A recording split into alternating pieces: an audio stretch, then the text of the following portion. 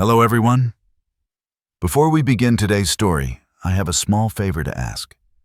Please hit subscribe and turn on the notification bell so you never miss our channel's new videos. It is quick, free, and the best way to support us in bringing you more dramatic stories. Your support means the world to us. Where are you watching from? Drop your city or country in the comments below. Thank you very much. Now let us return to our main character. The moment I stepped into that courtroom, my son laughed not nervously, but like a man who thought the war was already won. He leaned back in his tailored navy suit, the kind I used to wear when I still signed paychecks, and whispered something to his lawyer. Their smirks were identical synchronized arrogance. The sound of my cane tapping against the marble floor echoed louder than their laughter. He actually showed up? David said, his voice dripping with disbelief. The judge looked up from his papers, eyes narrowing, then widening in shock. His pen froze mid-air, trembling in his hand. "Langston," he whispered, as if the name belonged to someone long buried. The clerk stopped typing. The whole room turned to stare at me. For the first time in 20 years, someone in this city looked at me with respect. And my son had no idea why. The air inside the courtroom was colder than I remembered. Maybe it was the way my son had air-conditioned the soul out of every space he touched. I lowered myself into the defendant's chair, the old joints in my knees groaning in protest. My right hand rested on the wooden table, fingers brushing the outline of an old mechanical pencil I carried everywhere. Across the aisle, David crossed his legs, the picture of confidence. His lawyer, Martin Clay, straightened his tie and gave me a look that was half pity, half predator. "Mr. Langston," he said, rising, "we appreciate you making the effort to attend today. This process is, after all, in your best interest." His voice was honeyed poison. I said nothing. I just watched. Martin began his performance reading from a stack of polished pages. "My client, Mr. David Langston, seeks a declaration of temporary conservatorship over his father, Edward Langston, aged 68. Recent behavior has raised serious concerns regarding Mr. Langston's cognitive health and his ability to manage the operations of Langston Design Group." He gestured to the projector, and the screen flickered to life with a video clip, Emmy standing at a press conference last month, stumbling over a company slogan that I had written myself 25 years ago. They had edited it to look like confusion, dementia, decline. As you can see, Martin said, the signs are unmistakable. There were quiet murmurs from the spectators. I could feel the weight of their pity pressing against my back. "Tragic," someone whispered. "The old man's losing it." My son didn't look up. He didn't have to. He just smiled and rubbed his wedding ring like it was a trophy. I kept my eyes on the architectural model displayed near the bench, a scale replica of the North River Pavilion, one of my first landmark designs.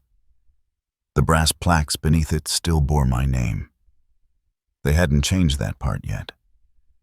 "He built that whole skyline," I heard someone whisper. The irony wasn't lost on me. I had built half this city, bridges, towers, museums, and now the one structure I couldn't hold together was my family. "Your Honor," Martin continued, "my client wishes only to protect the family legacy. Mr. Langston's recent errors in signing documents, his erratic memory lapses, and his refusal to retire have jeopardized the stability of a multi-million-dollar corporation employing over 600 Americans." He turned slightly toward me. "Sometimes the hardest decisions are the ones made out of love." That word again, love. I had once designed a bridge called the Meridian Span, its arches interlocking so perfectly that one could not stand without the other. I used to believe families worked the same way. I was wrong. Bridges are built with steel. Families are built with ego. David finally looked up from the table. "Dad," he said, his voice soft enough for only me to hear, "you shouldn't have to go through this. It's for your own good. You'll thank me later." He didn't notice the tremor in the judge's hand. Judge Rourke adjusted his glasses, his eyes darting between me and the file in front of him. Mr. Langston, he said slowly, I just want to confirm something. You are Edward A. Langston, former chief forensic architect with the Federal Infrastructure Bureau. Martin blinked, confused. Your Honor, with respect, I don't see. The judge ignored him. Because if you are, he said, voice tightening, then this court owes you more than a little gratitude. The silence in the room shifted. I didn't move, but I met the judge's gaze steady and unflinching. He knew who I was. He remembered. Decades ago, before my name was etched onto skyscrapers, I had worked for the government dissecting corruption hidden in blueprints and budgets. Back then, they called me the architect. I had dismantled billion-dollar fraud schemes without ever raising my voice. I had buried men twice as powerful as my son. But none of that mattered now. Not to him. David leaned toward his lawyer. What the hell is he talking about? He whispered, his confidence cracking. The judge cleared his throat. Proceed, he said curtly, though his tone carried an edge. Martin hesitated but recovered quickly. As I was saying, Your Honor, our goal is simple protection. Mr. Langston's recent actions, including erratic withdrawals from company accounts and the signing of contracts without board approval. I raised my eyes for the first time. Those were projects I started before you were old enough to spell architecture, I said evenly. My voice filled the room, calm, unshaken. The spectators turned their heads. Martin smiled like a man indulging a senile parent. Exactly our concern, Your Honor. The judge frowned. Mr. Langston Sr., do you wish to make a statement? I shook my head. Not today. A murmur rippled through the room. David exhaled, mistaking my silence for surrender. He glanced at the clock. Then we can expedite this, he said, checking his phone like a CEO waiting for a flight. There's really no need to drag it out. The judge didn't look amused. We'll drag it out as long as necessary, he said sharply. He scribbled something in his notes, then looked back at me. Given the complexity of ownership documentation and Mr. Langston's historical contributions to the firm, I'm ordering a 72-hour continuance to verify asset control and fiduciary rights. David frowned. 3 days. Your Honor, that's... 3 days, the judge interrupted. We reconvene Monday morning. He banged his gavel once, final and absolute. The sound echoed through the chamber, heavy as the closing of a vault. David turned to me, his smile returning, but thinner now, stretched too tight. 3 days, Dad, he said under his breath. That's all it takes to finish what you started. I rose slowly, gripping my cane, feeling the weight of time and steel in my hand. I looked at my son, the man who once built Lego towers in my office, who now wanted to dismantle my life's work for profit, and I smiled, faint but certain. 3 days, I said quietly. More than enough.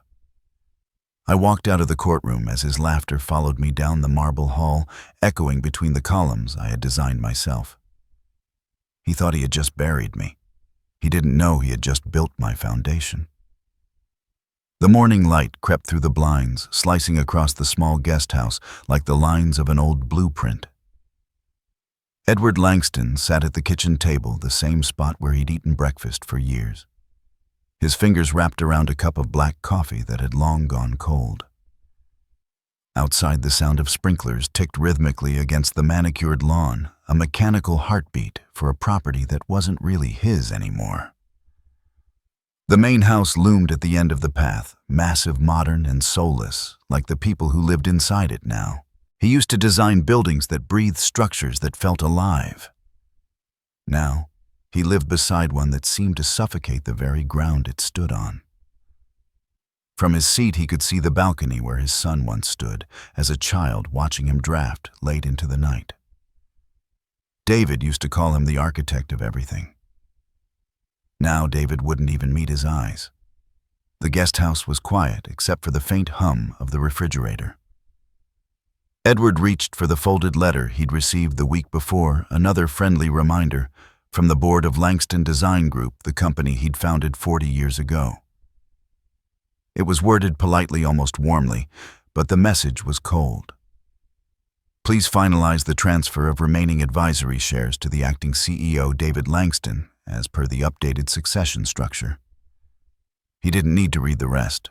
His own son had made sure the letter felt like a knife disguised as gratitude. A knock interrupted the silence. 2 sharp raps, impatient and rehearsed. Edward rose slowly, his knees aching from a lifetime of bending over drawing tables. When he opened the door, David was already halfway through a sentence. "Dad, we need to talk about the contract again." Edward's son stood on the porch in a suit that looked too expensive for its own good. The kind of fabric that screamed for attention.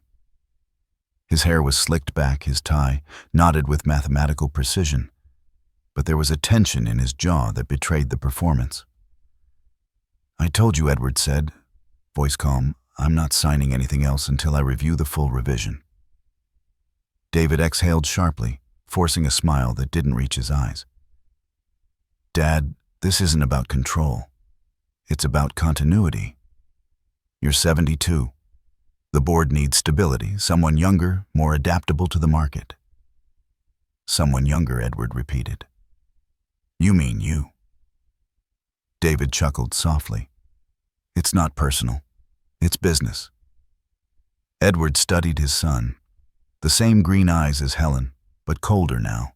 Where Helen's had once glimmered with compassion, David's carried calculation. He remembered the boy who used to fall asleep under his drafting table tracing his father's sketches on scraps of paper. That boy was gone. "I built that company from the ground up," Edward said quietly. "Before you could spell your own name." I know, David said, his tone softening just enough to sound rehearsed. "And that's why I want to protect what you built." "But you can't protect something forever, Dad. You have to let it evolve." Edward tilted his head slightly. "Evolve or erase me from it entirely." For a moment their eyes locked, father and son, mirror and shadow. Then David stepped back, clearing his throat. "The board meeting is next week. I'll handle the presentation.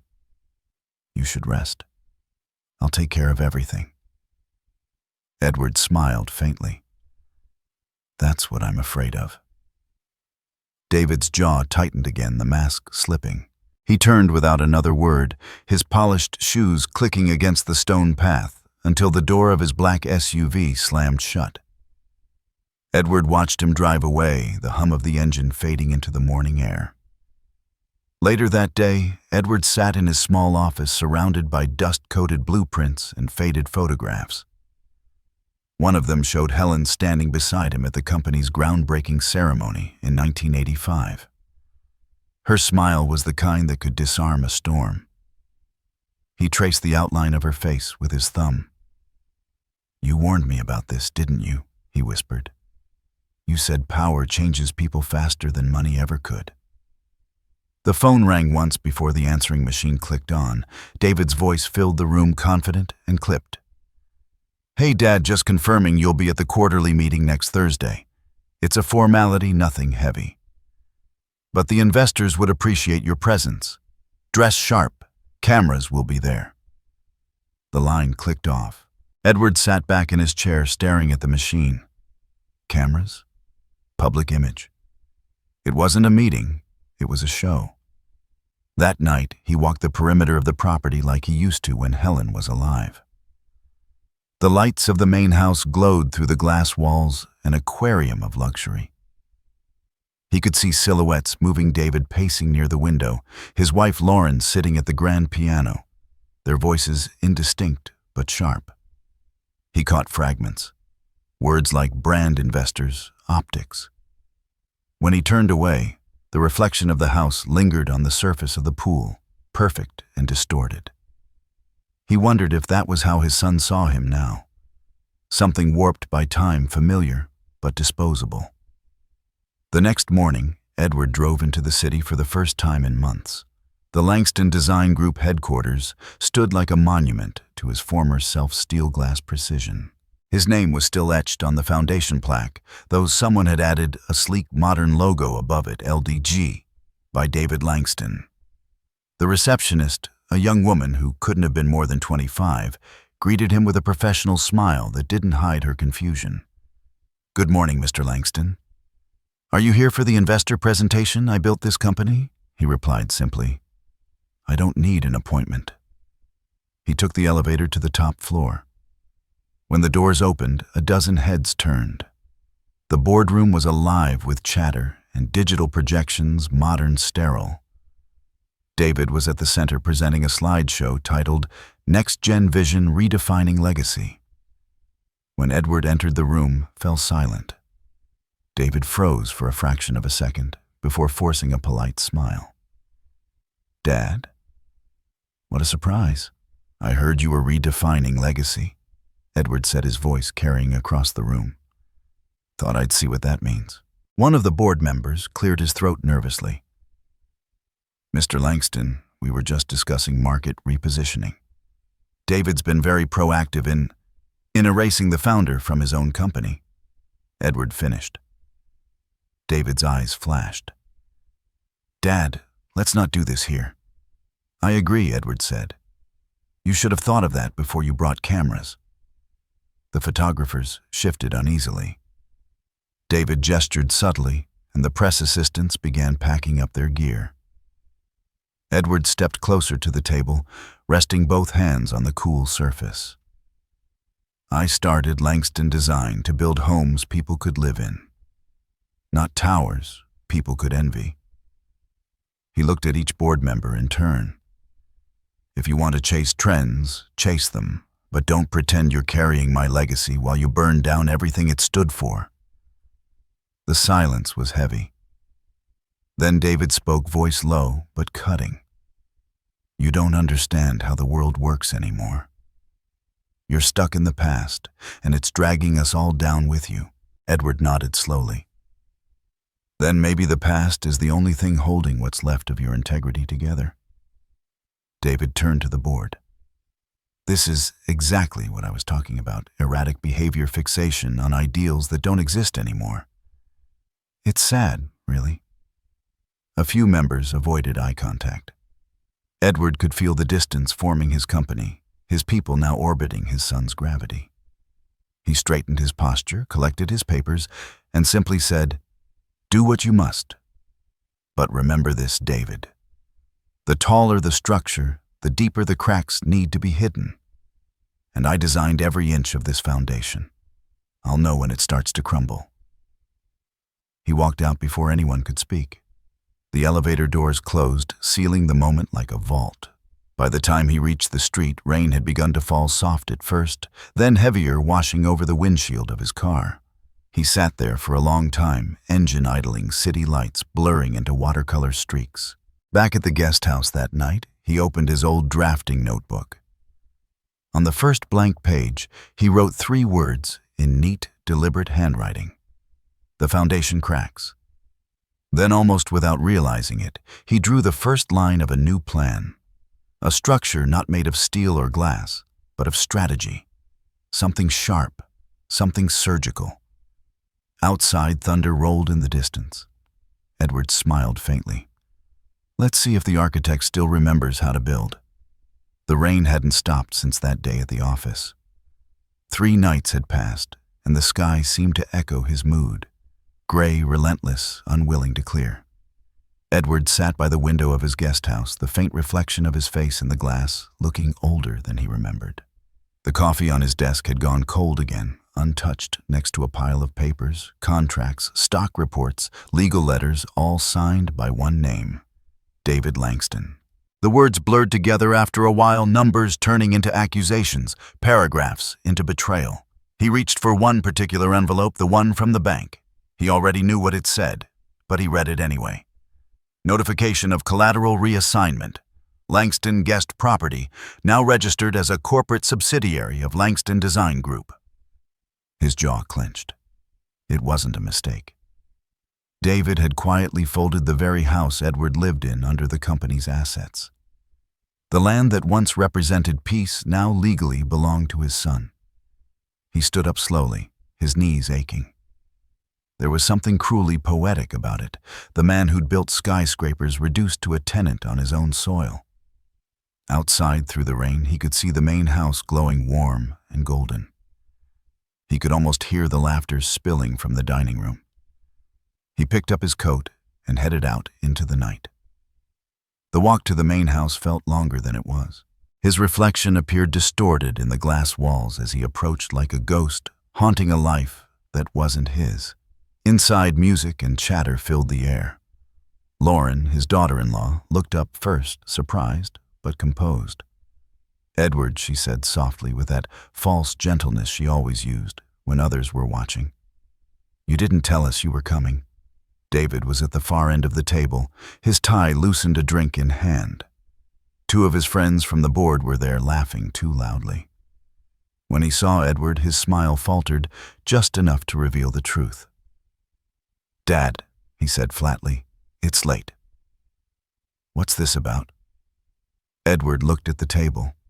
Bottles of wine, empty plates, the glint of self-satisfaction. "You signed over the guest house," he said. "You didn't even tell me." David leaned back in his chair, feigning confusion. "It's a technical adjustment. Everything's under the corporate umbrella now. It's more efficient." "Efficient?" Edward repeated. "You mean it's easier to own what isn't yours?" Lauren set her glass down, voice smooth and cutting. "David's just trying to organize things. The house is still yours to live in, Edward. Nothing's really changed." Edward's gaze flicked toward her. "You call taking a man's home organization. That's not structure. That's theft with better lighting." The table fell silent for a beat. One of David's friends muttered something under his breath. Something about old money paranoia. Edward caught it. He didn't react. He'd learned long ago that silence could be a weapon more dangerous than anger. David broke the stillness with a laugh too sharp to be genuine. "Dad, don't be dramatic. You're not being evicted. You're just part of the brand now." Edward stared at him for a long time, the rain still streaking down the glass behind them, like tears he refused to shed. "A brand," he said quietly. "Is that what you think this is? I built a company, David, not a billboard. Your mother and I poured everything into that firm so it would stand for integrity. You've turned it into a showroom for greed." Lauren rolled her eyes and looked at her husband. "We don't need to do this tonight," she said softly. But David didn't look away. He met his father's eyes and smiled a small, cruel thing. "You're right, Dad," he said. "You did build something, and now I'm improving it. That's what sons do when their fathers get too tired to keep up." Edward didn't move. His voice was low but firm. "You're mistaking arrogance for progress. I can't protect you from what you're becoming." David's smirk widened. "You already couldn't." The words landed like a hammer blow, not because they were cruel, but because they were true. The son he'd raised was gone, replaced by something hollow in a suit. Edward turned and walked out without another word. Behind him, laughter started again, forced, brittle, desperate to pretend the storm hadn't entered the room. Back in the guest house, he opened the old cedar chest at the foot of his bed. Inside were remnants of another life.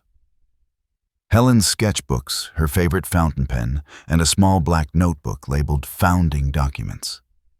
LDG. He flipped it open. Helen's handwriting filled the first page. Legacy means nothing if it outgrows its conscience. He closed his eyes. He could almost hear her voice again, soft, steady, always anchoring him. For the first time in years, he felt something ignite beneath the weariness. Not anger, not grief, focus.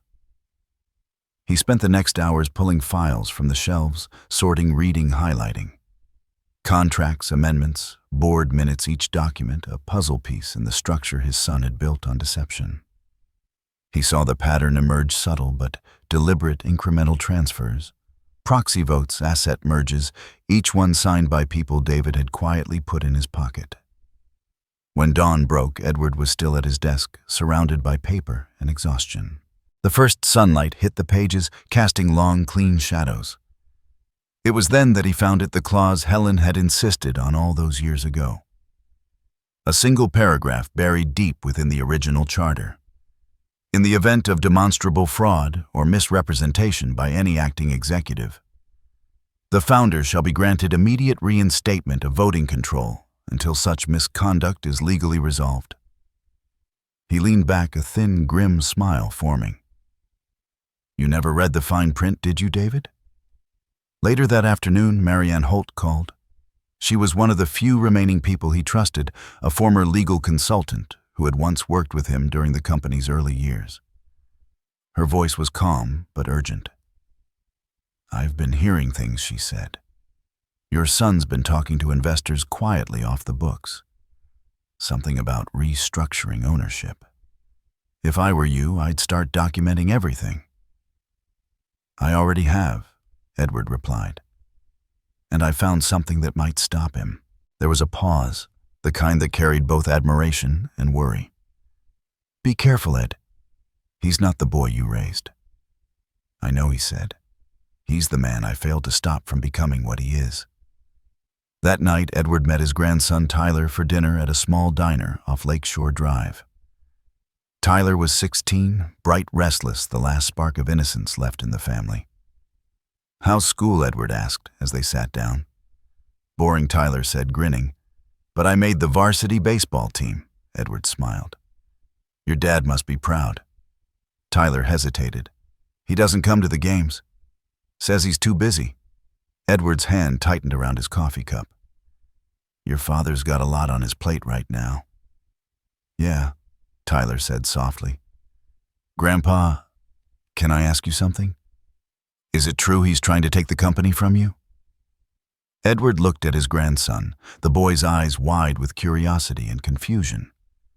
He saw Helen in that face, her gentleness, her clarity. "He's not taking it from me," Edward said finally.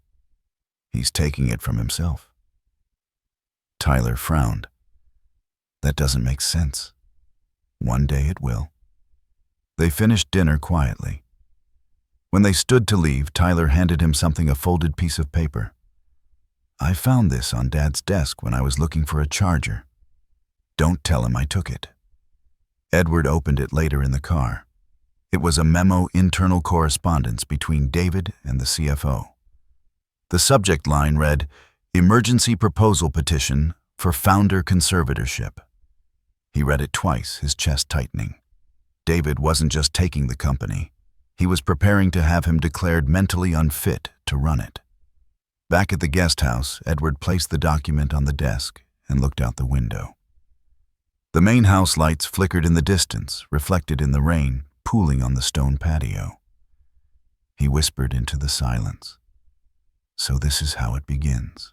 He sat down, pulled a clean sheet of paper from his notebook, and wrote a single title across the top, "The Restoration Plan." Then, with the precision of the man who once drew skylines, he began designing again, not buildings this time, but consequences.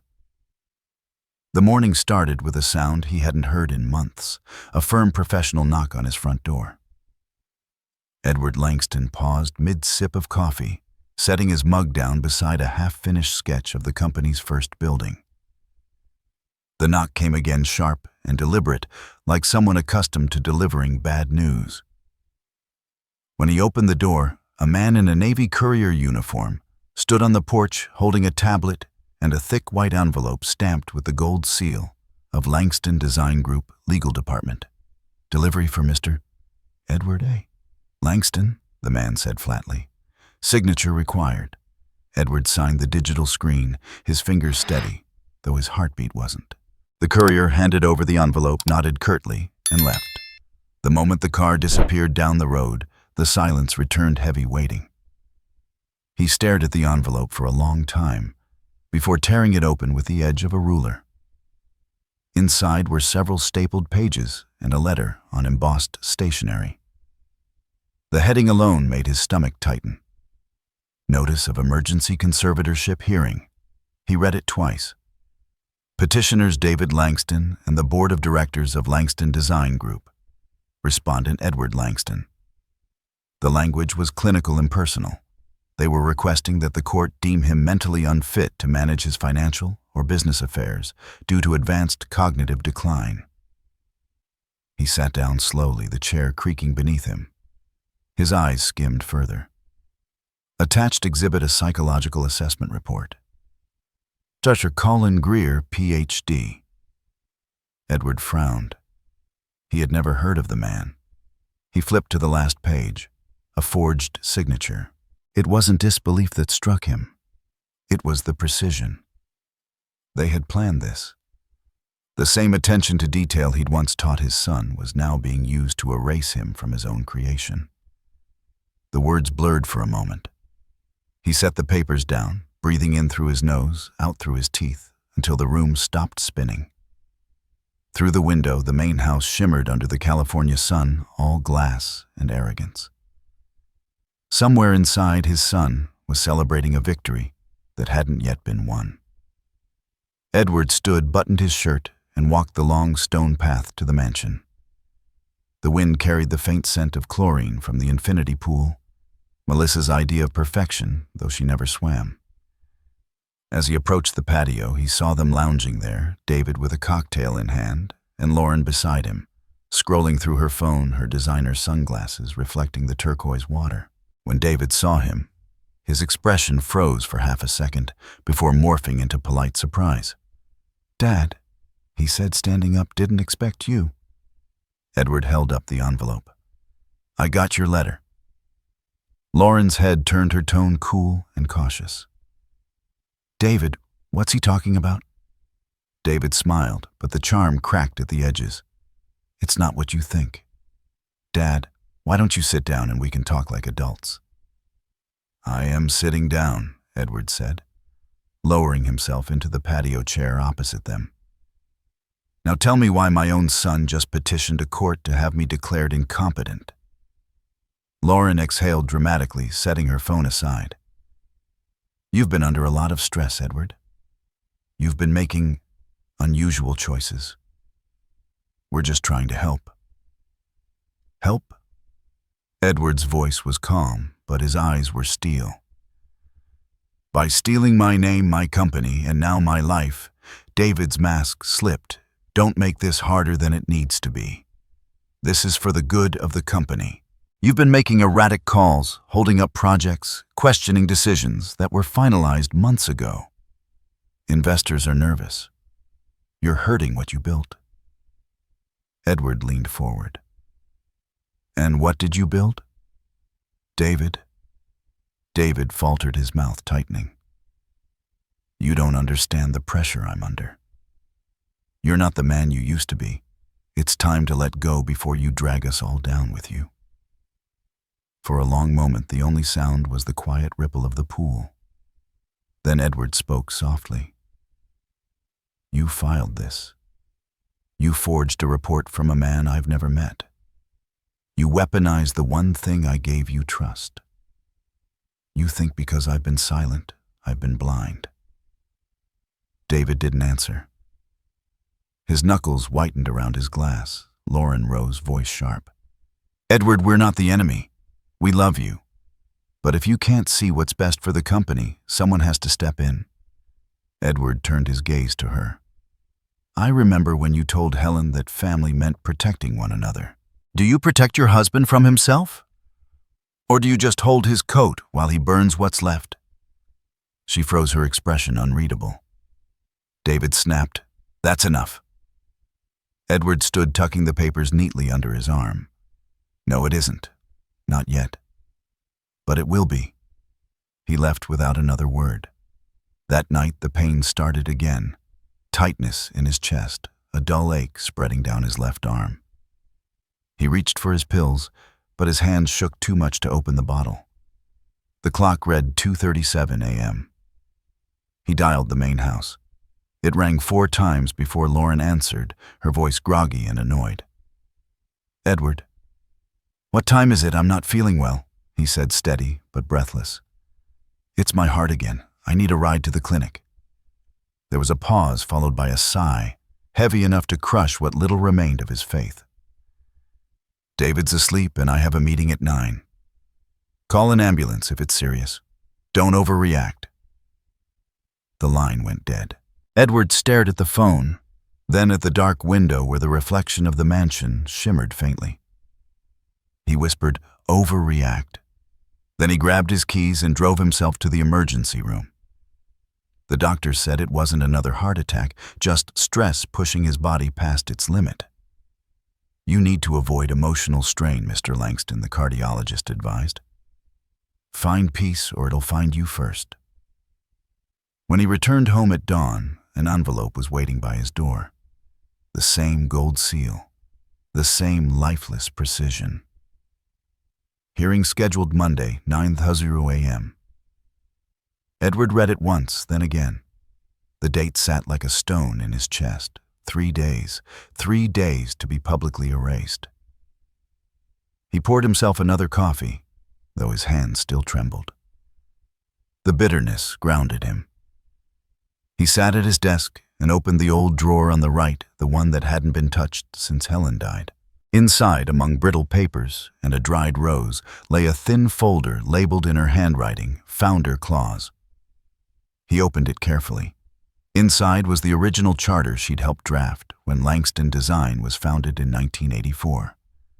And there it was, a clause buried deep in the legal jargon, written in her elegant cursive. In the event of deliberate fraud, coercion, or misconduct by any acting executive, the founder shall retain full authority to intervene and assume control for the preservation of the company's integrity. Edward ran his fingers over the ink. "You always did know how to plan ahead," he murmured. The phone rang again, startling him. He let it ring once, twice, then answered. "Edward Langston," a woman's voice said. Confident, measured. "This is Marianne Holt. I heard about your son's petition." He recognized the name immediately, his former legal advisor, one of the sharpest minds he'd ever worked with. "Marianne, it's been a long time, too long.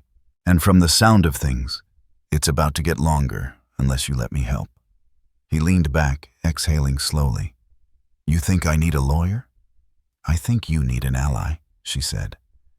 "And maybe someone who still remembers which walls you built and which ones you let crumble." He was silent for a long moment. "I don't want to stop him yet," he said finally. "Not until I know how deep this goes." Her voice softened. "Then start digging. I'll be ready when you hit the foundation." When the call ended, Edward sat motionless. The early light crept across his desk, illuminating the documents, the forged report, the court notice, and Helen's clause lined up side by side. He picked up a pen, drew a single line under the court date, and wrote beneath it, "Blueprint of War." He looked toward the mansion one last time before closing the blinds. 3 days, he whispered. "Let's see what you build, David, when the ground beneath you starts to shift." The house was silent, except for the hum of the rain gutter dripping against the window. Edward stood in the narrow hallway that led to his office, the one part of the guest house no one had entered since Helen died. His fingers brushed against the framed photograph on the wall, a younger man in a gray suit, a confident architect, standing in front of the first Langston Tower. He almost didn't recognize himself. He reached the end of the hallway and stopped before a tall wooden cabinet. Behind it, barely visible, was a faint outline, a door he'd sealed years ago. He pressed his thumb to the hidden sensor tucked into the molding. The small green light flickered, then the door unlocked with a soft mechanical click. The scent of paper dust and old ink filled the air as he stepped inside. The secret room was exactly as he'd left it. Shelves of rolled blueprints, rows of labeled files, and a large drafting table illuminated by a single overhead lamp. On one wall hung the original architectural plans of every major project he'd designed. On another, framed newspaper clippings chronicled the rise of Langston Design, each headline a monument to his younger self. Edward placed the latest legal notice from his son on the drafting table, smoothing it out with steady hands. The irony didn't escape him. The same hands that had drawn the foundation of a company were now holding its attempted obituary. He stared at the letterhead, bearing his own last name now weaponized against him. "You always said I built this company like a fortress," he murmured to Helen's portrait on the shelf. "Turns out I built it well enough for someone else to siege it." He turned to the desk, where an old computer sat dormant beneath a film of dust. He powered it on. The familiar whirring of its fan echoed like a heartbeat coming back to life. After a few seconds, the screen glowed pale blue, displaying a login prompt, Langston Secure Archive. He typed in the password. The screen blinked, then opened to a directory titled Federal Archive Access. Decades ago, before he retired, he'd worked closely with the Department of Urban Infrastructure, auditing and securing architectural blueprints for government projects. What most people didn't know was that the same access could track corporate fraud and real estate laundering through construction filings. He wasn't planning to use it again until now. As the files loaded, a voice interrupted from the doorway. "You still keep this place locked up like a Cold War bunker." Edward turned sharply. A woman stood there in a dark suit, her hair pulled back, rain dripping from her umbrella. Marianne Holt. Her presence alone brought back another life, the years when he'd still believed in justice, when his mind was a weapon and not a relic. "I didn't expect you this soon," he said. "You called me," she replied, stepping inside and surveying the room. "You said you had something buried that could stop your son from burying you." He gestured to the glowing screen. "Buried, yes. Forgotten, no." Marianne closed her umbrella eyes, scanning the documents on the desk. "So this is where you hid the skeletons." "I'm not interested in skeletons," Edward said. "I'm interested in blueprints, the kind that show exactly where a structure starts to crack." She gave a thin smile. "Then let's find your son's fault lines." They worked in silence for a while. The only sound was the tapping of keys and the soft hum of the server fans. Edward opened old records of corporate filings, tracing the ownership layers of Langston Design's subsidiaries. Marianne reviewed bank transactions linked to Meridian Consulting LLC, the name he'd seen in one of the forged documents. After 30 minutes, Marianne looked up, her brow furrowed. "You know what this company is, right? I have an idea." "It's a shell," she said, sliding the screen toward him. "Created 18 months ago. Registered in Delaware, of course. No real staff, no assets, just paper. But the funding source..." She paused. "It's from your son's holding account. He's been moving money through it to pay off something big." Edward's expression didn't change. He mentioned a development in Ojai, a resort project. Marianne scrolled further. "Then he's bleeding cash. He took private equity funding from a group called Apex Meridian Capital. They're vultures. Once they smell weakness, they strip you bare." He nodded, absorbing the information. So he's desperate. Desperate enough to file a fake psychological report against his father. Edward exhaled slowly, his voice calm but heavy. He's gambling the last thing he has left his conscience. Marianne leaned against the desk. "You always did have a way of turning betrayal into math. It's the only way to keep it from becoming grief." She studied him quietly. "You're not just defending yourself, are you? You're planning something." He met her gaze. "You don't spend your life designing foundations without learning how to undermine one." Marianne smiled faintly. "Then, let's redraw the blueprint." For the next hour, Edward explained the founder override clause Helen had written into the company's original charter. Marianne's eyes lit up as he handed her the physical copy. "This clause gives you temporary full control in the event of fraud," she said. If we can prove your son manipulated documents or filed false evidence, the company's board will have no legal standing. We can prove it, Edward said. But not yet. If I move too soon, he'll cover his tracks. I need him to believe I'm helpless. Let him dig deeper. Marianne nodded slowly. You're setting a trap. I'm designing one. She walked over to a shelf scanning the old photographs. Edward and Helen, cutting the ribbon at the first Langston design office, the two of them holding baby David. You really loved this company, she said softly. I loved what it stood for. Edward replied, now it's just a reflection of everything we tried not to be. Marianne closed the file folder. You've still got 3 days until the hearing. What do you want me to do? Track the money, he said. Find out who's propping up Meridian Consulting. If my son's dealing with Apex Meridian Capital, they'll have paper trails, loan covenants, escrow transfers, retainer fees. Every line leaves a scar. And you? Edward looked around the room at the walls, covered in blueprints and plans. I'll start rebuilding the one structure I never finished. She gave him a curious look. Which one? He smiled faintly.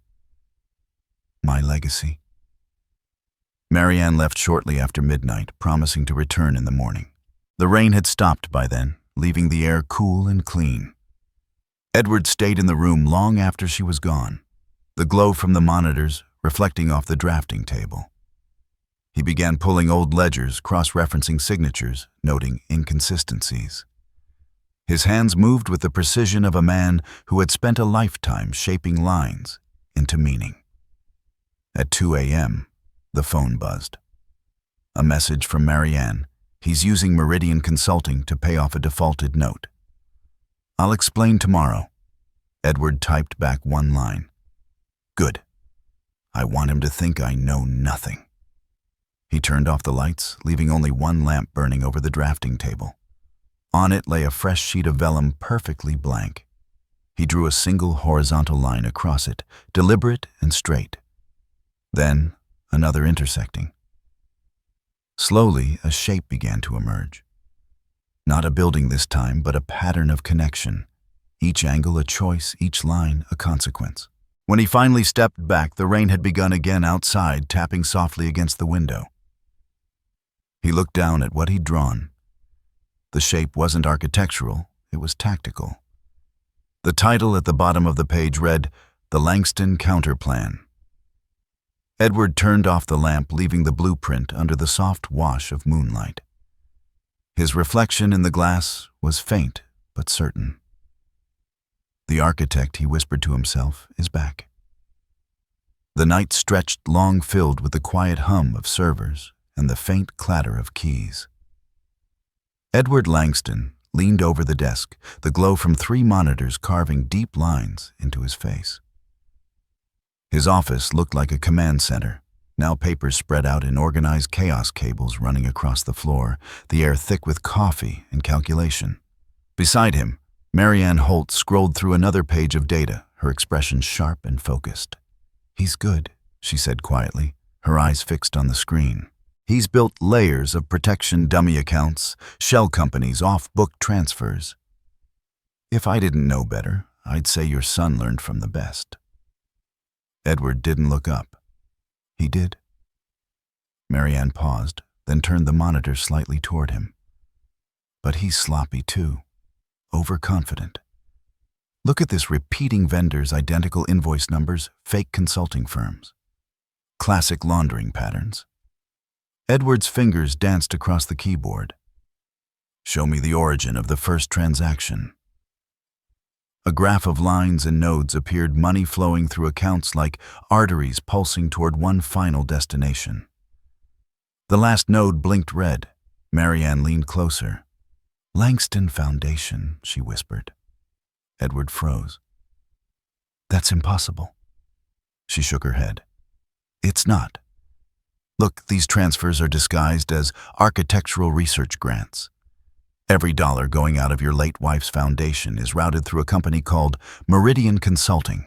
That's the same entity he's using to pay off his investors. Edward's jaw tightened. He's using Helen's foundation. Marianne nodded slowly. For months now. Small sums at first. Then six-figure transfers every few weeks. He stood pushing back his chair. His chest felt hollow. The air suddenly too heavy to breathe. That foundation was created to fund cancer research. In her name, he said, voice low. She built it to help people who couldn't afford treatment. And he's draining it to cover his debts. Marianne looked at him, sympathy flickering across her face.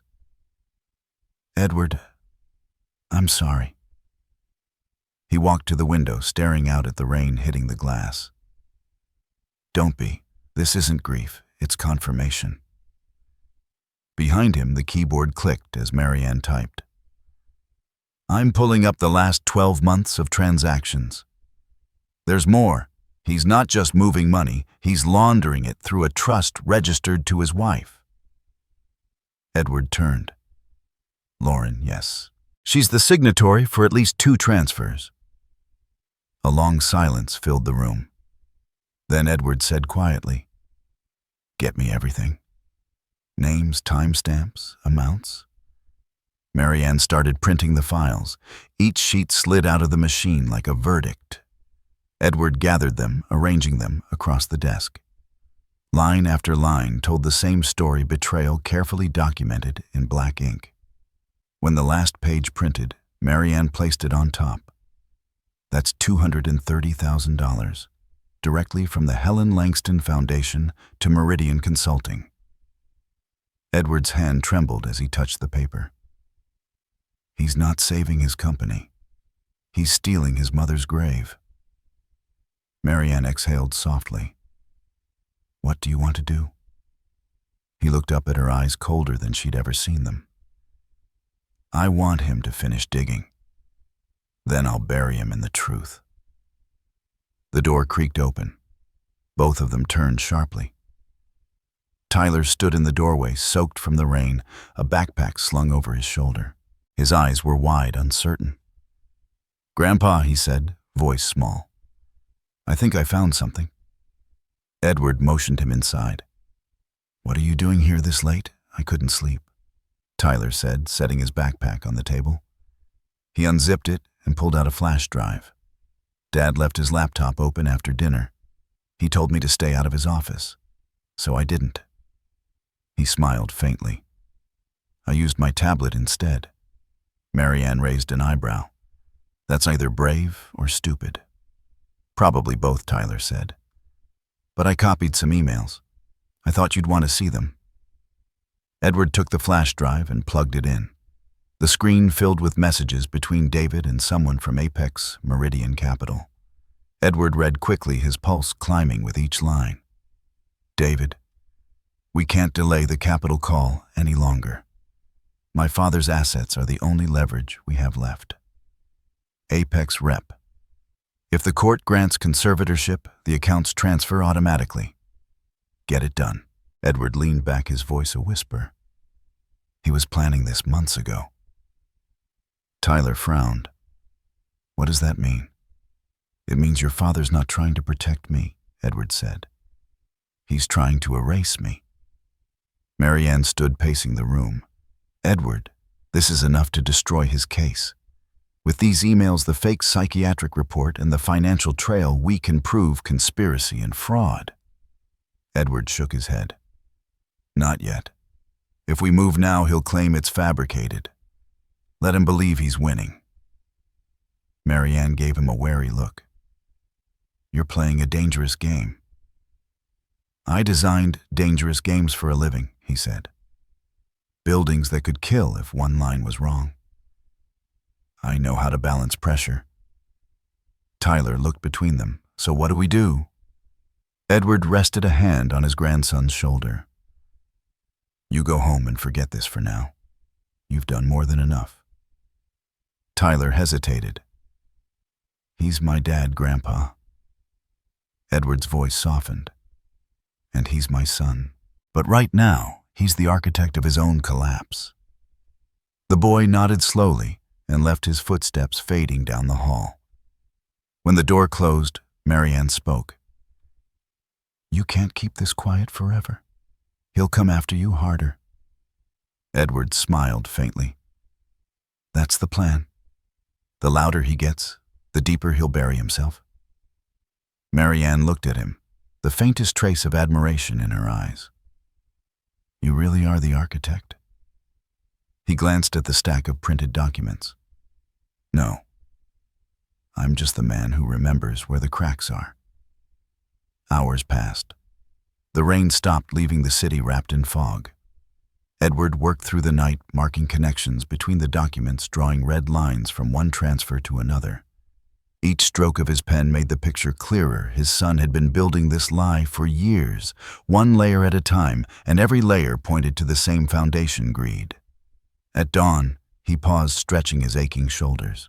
Marianne had fallen asleep on the couch, her briefcase still open beside her. The monitors cast a pale glow across her face. Edward walked quietly to the desk and picked up one of Helen's old fountain pens. He turned it in his hand, the gold tip catching the light. He remembered the night they'd founded the company. Helen had stayed up with him drafting the mission statement. "Architecture isn't about walls," she'd said. "It's about the spaces between them, the trust that holds everything up." He whispered now to the empty room. "You were right." The phone buzzed, startling him. A message from Marianne's team flashed on the screen. "Update: Dr. Colin Greer is not a licensed psychologist. He lost his credentials in 2019 for insurance fraud." Edward smiled grimly. "Perfect." He sat back down, his pulse steady now. The storm inside him had settled into something colder, more precise. He drafted an outline of what was to come, the sequence of moves, the evidence chain, the courtroom strategy. Each line of the plan was clean, deliberate, inevitable. When Marianne stirred awake, she found him still working, the light of morning cutting through the blinds. "Couldn't sleep?" she asked, rubbing her eyes. He didn't look up. Sleep is for men who have nothing left to build. She approached the desk, scanning the chart he'd made. "You're mapping him like a structure. I'm dismantling him like one," Edward said. He pointed to the final line of his chart. "Here, this is where he collapses." "What is it?" she asked. "The hearing," Edward said. "The day he thinks he wins." He gathered the papers, stacking them neatly, every corner aligned. "I won't destroy him with anger, Marianne. I'll destroy him with precision." The morning sun caught the edge of his glasses as he looked out the window. The mansion stood silent across the lawn, its glass walls glinting like a monument to arrogance. Edward whispered to himself, "You built your empire on my foundation, David. Now let's see how well it stands when the ground begins to move." The courthouse loomed ahead like a monolith, its gray stone walls washed pale by the overcast morning light. Edward Langston stepped out of the car and took a slow, deliberate breath. The air was cold enough to sting. Beside him, Marianne Holt straightened her jacket, her briefcase clasped tightly in one hand. "You ready?" she asked quietly. Edward adjusted the cuffs of his charcoal suit. "I've been ready for 30 years. Inside the hallway buzzed with low conversation, lawyers and clerks moving like restless ants. To any onlooker, Edward looked like a dignified retiree, composed, harmless. But his eyes were alert, scanning every face, every detail. He was walking into the same kind of room he'd spent a lifetime designing for others, a stage disguised as procedure. When they entered courtroom 5B, David and Lauren were already there, seated at the petitioner's table. David wore a tailored navy suit, his smile confident and rehearsed. Lauren sat beside him, her posture perfect, but her fingers trembling slightly. The lawyer between them, a sleek man with hair so polished it reflected the ceiling lights, shuffled papers with smug precision. David saw his father and leaned back, smirking. "You made it," he said under his breath as Edward passed. "Don't worry, Dad. I'll make sure the judge goes easy on you." Edward didn't respond. He merely looked at his son with a calm that bordered on pity, then took his seat beside Marianne. The bailiff's voice boomed, "All rise." Judge Daniel Kincaid entered, a man with silver hair and deep-set eyes that carried both fatigue and authority. He settled into his chair, scanning the docket. Case number 742B, Langston Design Group versus Edward A. Langston. Petition for conservatorship. His tone was dry, procedural. Then he looked up. Counsel appearances for the record. Michael Trent for the petitioners. Your Honor, David's lawyer said smoothly. Marianne Holt for the respondent. Marianne replied, her voice calm and sharp.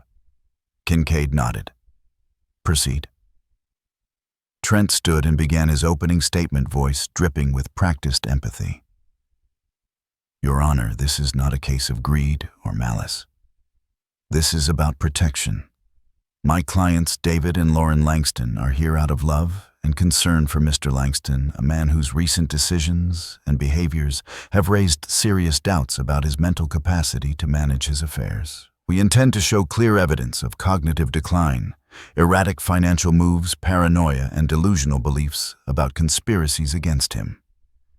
He gestured toward Edward with the polished ease of a salesman. This is a man who built an empire. But time, Your Honor, is undefeated. David watched his father with the smug expression of someone certain the game was already won. Trent continued. Our evidence includes a psychological report from Dr. Colin Greer confirming significant deterioration, as well as statements from close family members attesting to Mr. Langston's confusion and irrational outbursts. We are asking the court to appoint David Langston as conservator to ensure his father's safety and the protection of the company his family depends on. Thank you, Counselor Kincaid said. Ms. Holt, Marianne stood, her movements slow and deliberate.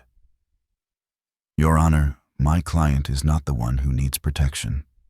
The petitioners are not acting out of love, but out of desperation. We will demonstrate that this petition is not only fraudulent, but part of a calculated scheme to seize control of Mr. Langston's assets. And we will prove that the so-called psychological report was signed by a man who, as of 2019, was no longer licensed to practice anything. Not psychology, not psychiatry, not even dentistry. A murmur rippled through the courtroom. David's lawyer shot to his feet. Objection, irrelevant and defamatory. Overruled, Judge Kincaid said, eyes narrowing slightly. Continue, Ms. Holt. Marianne gave a faint smile. Thank you, Your Honor. By the end of today, we'll see who's really unfit to manage anything. She sat down. Edward didn't look at her. He didn't need to. They had already discussed every move. The first witness called was Dr. Colin Greer. A small, nervous man in a cheap gray suit shuffled to the stand. His hands trembled as he was sworn in. Trent approached him. Doctor, you evaluated Mr. Langston personally? I did, Greer said, his voice uneven. He displayed clear signs of memory lapses and paranoia. He accused his own son of conspiring against him, classic delusional thinking. And in your expert opinion, Mr. Langston is not capable of managing complex business or personal affairs. His condition is consistent with early-stage dementia. Trent smiled. Thank you, Doctor. No further questions. When Marianne rose for cross-examination, the air shifted. She didn't bring a stack of documents or a laptop, just one folded piece of paper. Good morning, Dr. Greer, she said lightly. You've been practicing psychology for how long? 20 years, he said quickly. She nodded. 20 years. That's impressive. And your license still current. Greer blinked. Of course. Marianne unfolded the paper and handed it to the clerk. Let's confirm that. This is a record from the California Board of Psychology. It shows that Dr. Colin Greer's license was permanently revoked in 2019 for insurance fraud and falsifying patient records. A stunned silence filled the room. Trent jumped up. Objection. This is inadmissible character evidence. Overruled, Judge Kincaid snapped. Answer the question, Mr. Greer.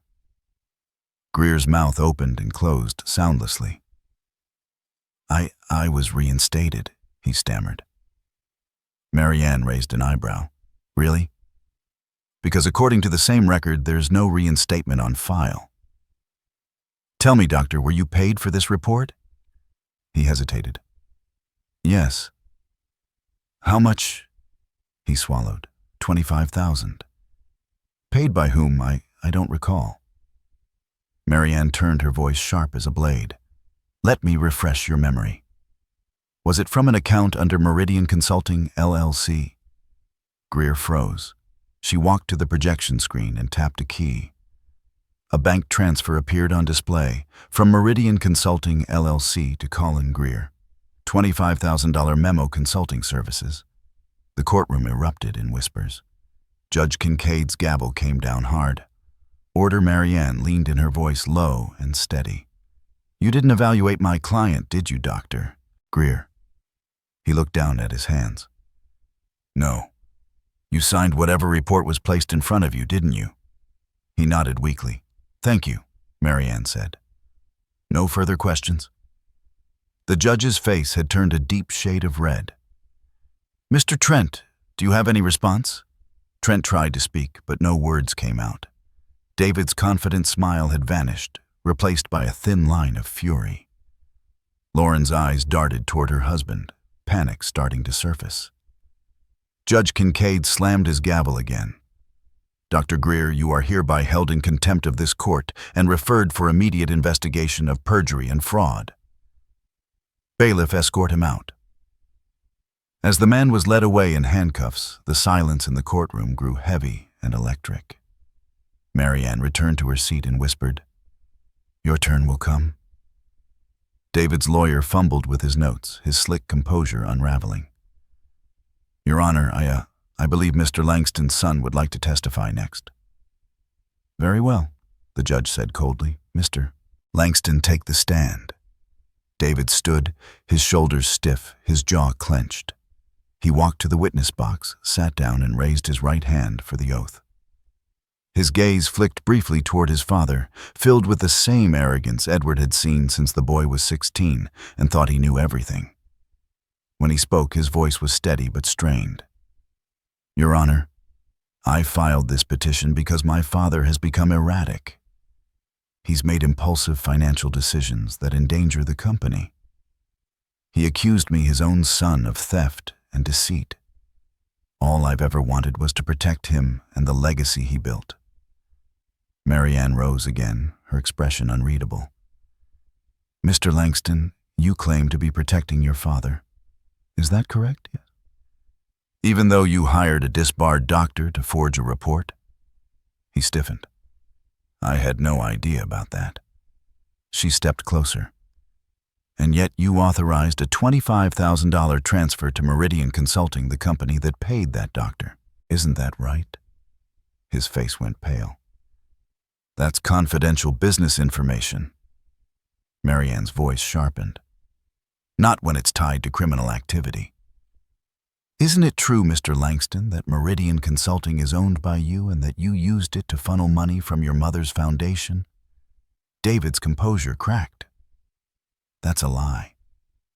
Then explain this, she said, sliding another document onto the projector. A check appeared on the screen signed by Lauren Langston, payable to Meridian Consulting for $150,000. The courtroom erupted again. Edward sat perfectly still, watching his son's world tilt on its axis. Marianne's final question landed like a hammer. Tell me, Mr. Langston, when you drained your mother's cancer foundation to pay your debts, did you think she'd be proud of you? David's voice caught. You don't know what you're talking about. Oh, Marianne said softly. I think I do. Judge Kincaid's gavel cracked through the noise. Enough. I've heard all I need for now. We'll recess for 1 hour before I issue a preliminary ruling. Edward stood as the courtroom emptied. His eyes met his son's for a single moment. David's glare burning with hatred, fear, and the first flicker of realization. Edward said nothing. He simply adjusted his tie, straightened his shoulders, and turned toward the window, where sunlight was beginning to pierce through the clouds. The architect had built his trap perfectly. Now, he just had to watch it close. The rain had stopped by the time Edward stepped out of the courthouse. The marble steps gleamed under the weak afternoon sun, and puddles reflected fragments of the gray sky. He stood there for a long moment, hands in his pockets, letting the cool air wash over him. He wasn't thinking about victory or vengeance, only about precision. Every move from this point on had to be surgical. Marianne joined him, closing her umbrella. "He's rattled," she said quietly. "You saw his face in there. The moment I showed the check, he broke." Edward nodded, his voice calm. Fear doesn't end a man. It just makes him sloppy. The end comes when he runs out of lies. They began walking down the steps. Across the street, David and Lauren were huddled near a black Mercedes, their lawyer gesturing wildly as he spoke. David's face was pale, jaw clenched tight. Lauren avoided looking in their direction, her hands trembling around her phone. Marianne followed Edward's gaze. "He's going to come at you harder now. He'll realize you're not just fighting to keep control, you're dismantling him." Edward adjusted his glasses. "That's the point. He still thinks this is about pride. It's about truth." They reached the curb where a car waited. Edward turned to her. "Get the full audit from the Helen Langston Foundation. I want every check, every grant, every so-called administrative expense from the last 2 years. The records alone will bury him." Marianne hesitated. "And if he tries to settle, he won't?" Edward said, "Not yet. He's too proud. He'll think he can still talk his way out of this." As he got into the car, his reflection caught in the window. For a moment, he saw the man he used to be, the quiet architect who'd spent his life creating beauty for others. That man had been buried the moment his son chose greed over family. The man who remained was something sharper, colder. The scalpel his wife once warned him he could become. 3 days later, Marianne arrived at Edward's home with a folder so thick it could have been a brick. She dropped it on the table. "You were right," she said, her tone grave. "It's worse than we thought." Edward opened it. Inside were spreadsheets, wire transfers, and photocopies of checks. Each line was a story of theft disguised as professionalism. "Walk me through it," he said. Marianne sat down, flipping through the pages. The foundation's account started draining 18 months ago. It began small, 5-10,000 here and there. Event expenses, consulting fees. All routed through shell companies tied to your son. Edward scanned the documents, his eyes narrowing. And the amounts increased. Exponentially, she said.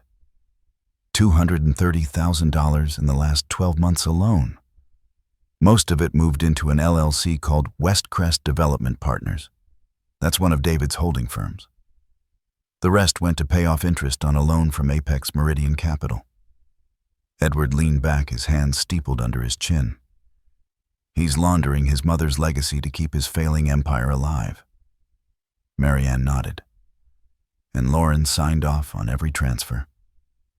A flicker of pain crossed Edward's face, but it vanished as quickly as it came. She was always easily persuaded, he said quietly. She mistook comfort for loyalty. Marianne hesitated, then placed another sheet before him. "There's something else. Your grandson Tyler's college trust. David liquidated half of it. The funds were reclassified as a temporary business loan." Edward's hand tightened around the edge of the table. "How much?" "Almost 80,000. The silence that followed was heavy. Then Edward said softly, "He's not just drowning, he's clawing at anyone within reach." Marianne watched him carefully. "So what's next?" He closed the folder and stood, We move from exposure to execution. I've already arranged for an asset purchase through a private trust. As of this morning, I own his debt to Apex Meridian. Marianne blinked. You what?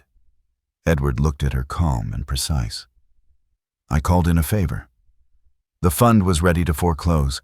I paid the balance $5 million, every cent transferred through a blind trust. You bought his loan, she said slowly, realization dawning. That means I'm his creditor, Edward interrupted. Every dollar he owes now belongs to me. His company, his house, his cars, they're all collateral. Marianne let out a quiet, disbelieving laugh. You didn't just outsmart him. You rewrote the battlefield. I built him a world of glass, Edward said, his voice like steel. Now I'll show him how easily it shatters. The following morning, Edward sat at his desk, drafting the notice of foreclosure. His hand was steady as he signed his name. The same signature that had once built Langston Design now dismantled it. When he finished, he slid the documents into a blue legal folder and sealed it. The title stamped on the front read, Notice of Seizure and Transfer. Outside, the sound of tires crunching on gravel drew his attention. He stood and looked out the window. A sleek black Range Rover pulled up the driveway. David stepped out, sunglasses on posture, stiff with arrogance. Edward didn't move. He waited. A moment later, the front door swung open without a knock. David stormed in. We need to talk, he snapped. Edward turned slowly. Do we? David's jaw clenched. You humiliated me in court? That stunt with the fake doctor, how the hell did you even find that out? I didn't find it, Edward said. You left it lying in the open. David's face reddened. You think this is over? You think a few courtroom tricks change anything? The board still sides with me. The company is mine. Edward studied him for a moment, then gestured toward the envelope on the table. Open it. David frowned, stepping closer. He tore the seal open and unfolded the first page. His eyes darted back and forth, confusion, giving way to disbelief, then horror. What is this? He demanded. It's a notice of seizure, Edward said calmly. As of yesterday, I own the outstanding debt owed by Langston Design to Apex Meridian. You defaulted on your payments last quarter. That gives me full legal claim to every asset under your company's name. David's voice rose. That's impossible. Check the date, Edward replied. It's already filed. David's hands shook as he reread the document. You bought my debt, no, Edward said quietly. I reclaimed what was always mine. For a moment, David said nothing. Then he laughed an ugly, hollow sound. You can't do this. You wouldn't. You're my father. Edward's gaze was steady. I was. The words hit harder than any shout could have. David's face twisted fury, flooding his features. You think this makes you a hero? You just destroyed your own son. No, Edward said. You did that yourself. I just signed the paperwork. David threw the folder onto the floor, the papers scattering like broken promises. You'll regret this, old man, he spat. You think you've won. You haven't seen what I'm capable of. Edward didn't flinch. I've seen exactly what you're capable of. That's why you're standing here instead of in prison. David froze, his mouth half open. For the first time, there was fear behind his anger. Edward turned away, walking toward the window. You have 72 hours before the court finalizes the transfer. Use them wisely. David's voice was hoarse. You'll ruin everything. Edward looked out at the horizon, his reflection faint in the glass. No, David. I'm rebuilding it. Without you. David stood there for a moment, chest heaving, then turned and stormed out. The door slammed so hard the frame rattled. When the echo faded, Edward exhaled. Marianne stepped from the hallway where she'd been waiting. "You sure about this?" she asked softly. "I'm not sure about anything," he said, except that he needed to face the truth. She nodded.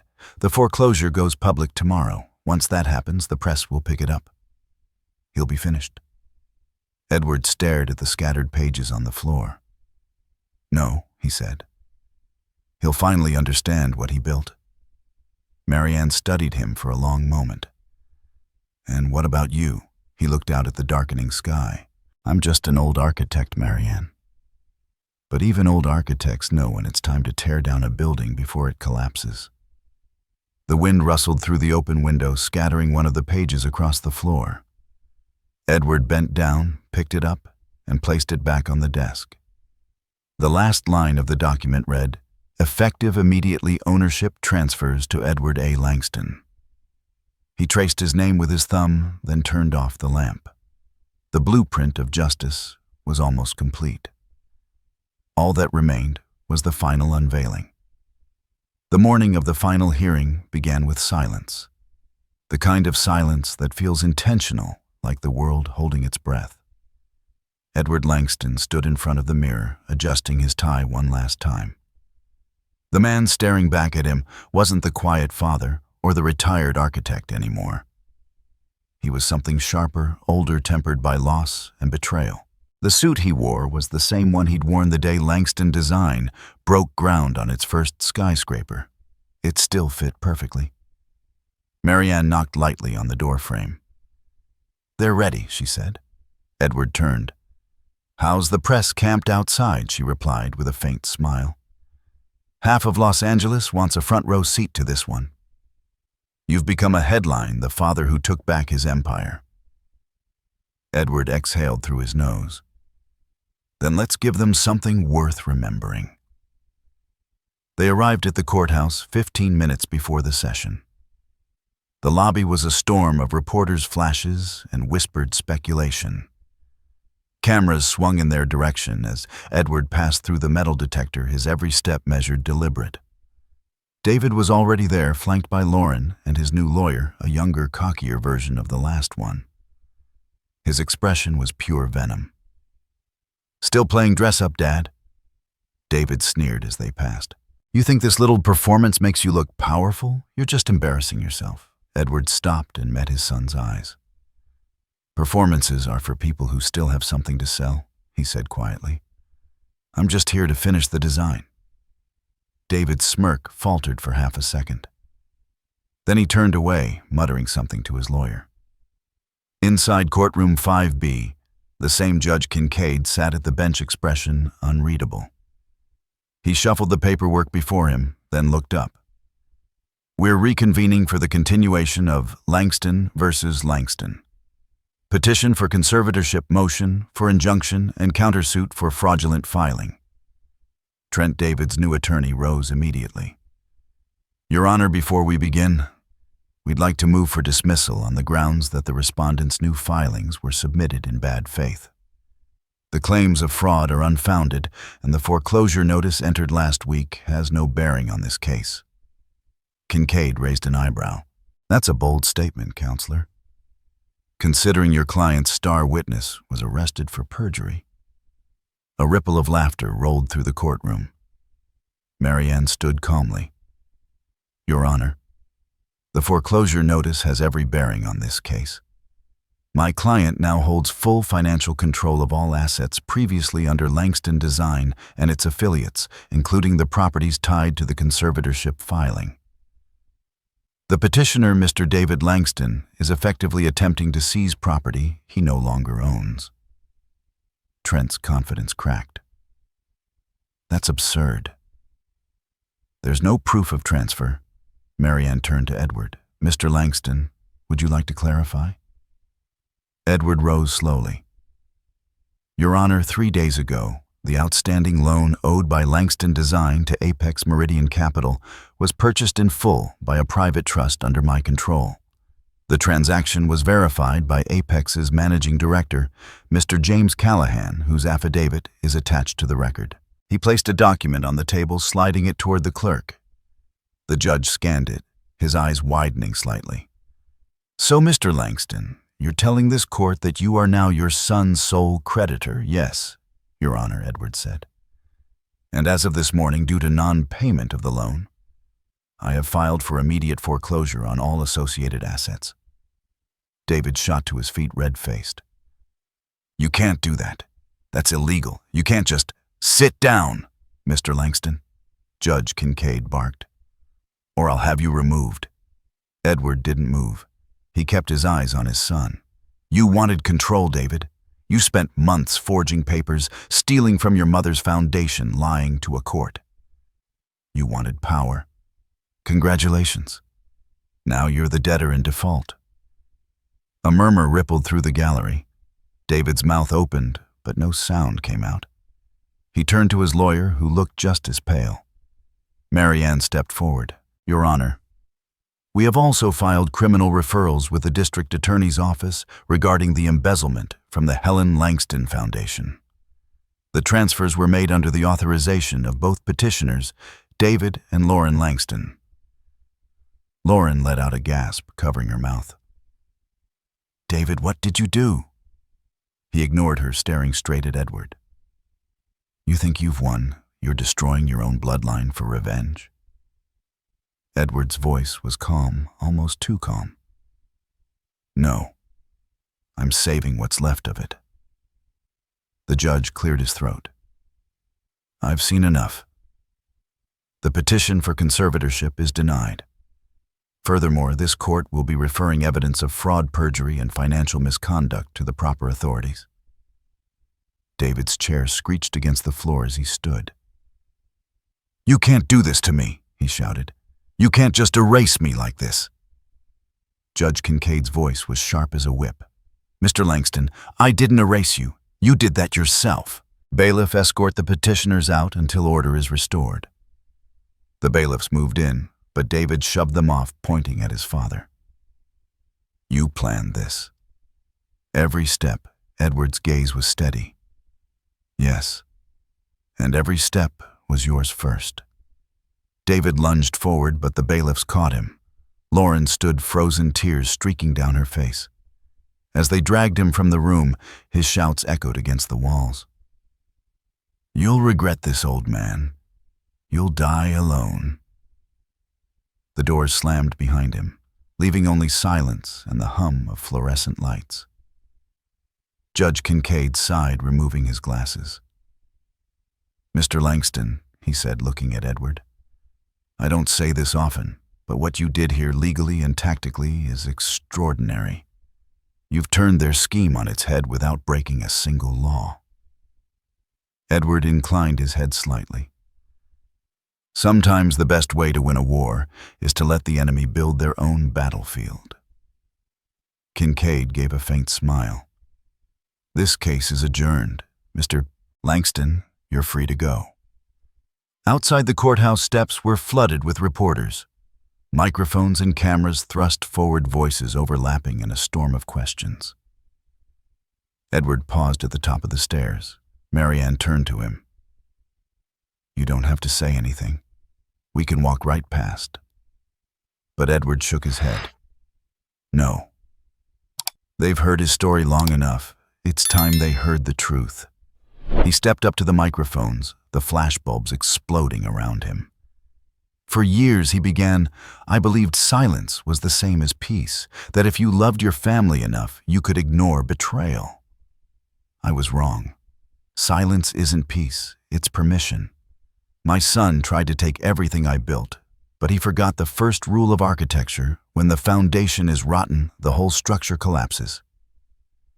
The crowd was silent, hanging on every word. Edward continued. What happened here isn't about revenge. It's about accountability. No one is above it, not even family, especially not family. With that, he stepped away from the microphones, ignoring the barrage of follow-up questions. Marianne followed close behind, her face unreadable. You know that clip's going to be on every news channel by tonight, she said. I know, Edward replied. Maybe someone else will hear it before it's too late. They reached the car, but before Edward got in, he glanced back at the courthouse. Through the glass doors, he caught a glimpse of Lauren sitting alone on a bench, her hands shaking as she stared at the floor. For a moment, something in his chest tightened, a flicker of pity, maybe even grief. But then it passed. "Drive," he said quietly. As the car pulled away, Los Angeles stretched out before him, bright, alive, indifferent. The city had no memory, but Edward did. He watched the skyline rise in the distance, towers he had once designed, piercing the clouds. Every one of them had been built on precision, discipline, and truth, the same principles that had just saved him. He leaned back, closing his eyes for the first time in days. The sound of the city faded beneath the hum of the engine. The battle was over. But the cost of victory, he knew, was something that could never be refunded. 3 days after the verdict, the house was quiet again. The echoes of arguments, lawyers, and reporters had all faded into the kind of silence that felt heavy instead of peaceful. Edward Langston sat by the window, watching sunlight crawl across the polished floors. The storm had passed, but not entirely. He knew the real aftermath was just beginning. A soft knock came at the door. Marianne stepped inside, carrying a thin stack of papers. "It's official," she said. "The foreclosure is complete. The deeds company's shares and liquid accounts have all transferred to your trust. Langston Design is yours again." Edward didn't turn from the window. What about David Marianne's side? The district attorney filed charges this morning: wire fraud, perjury, and misuse of charitable funds. They're offering a plea deal if he cooperates. Edward's reflection in the glass didn't move. He won't take it. Pride's more addictive than power. "You're right," she said softly. "But it won't matter. The evidence is airtight. You built it that way." He finally turned, his eyes sharp but tired. "No, Marianne. He built it that way. I just didn't erase the fingerprints." She placed the folder on his desk. "The press wants a statement. They're calling it the Family War of Los Angeles." Edward gave a dry chuckle.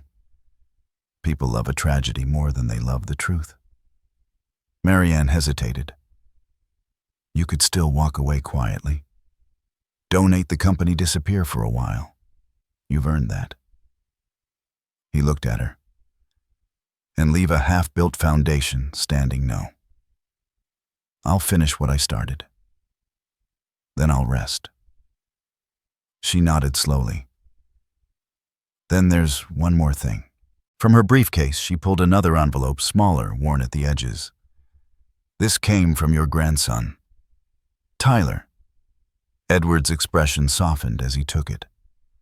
The envelope was hand-addressed, the ink uneven like a teenager's hurried writing.